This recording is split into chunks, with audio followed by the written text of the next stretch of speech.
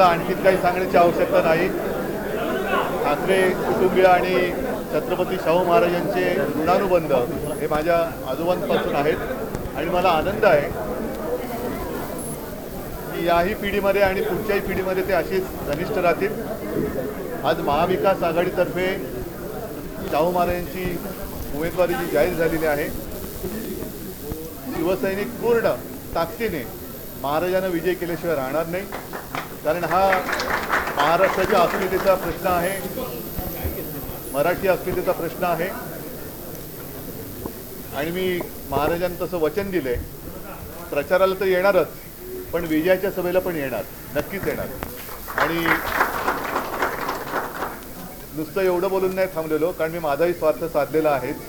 महाराजांकडनं पुढच्या संघर्षात जो आम्ही लढतोय, आपण सगळे लढतोय, त्याच्यासाठी विजय मिळावा म्हणून आशीर्वादसुद्धा घेतलेले आहेत. त्यांचे आशीर्वाद घेऊन मी पुढे निघतोय.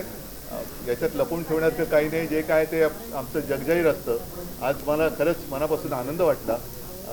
माननीय शिवसेना प्रमुख होते, मला वाटतं 97-98 साली, त्यानंतर आज मी इथे आलेलो आहे आणि यापुढे सुद्धा येत राहीन.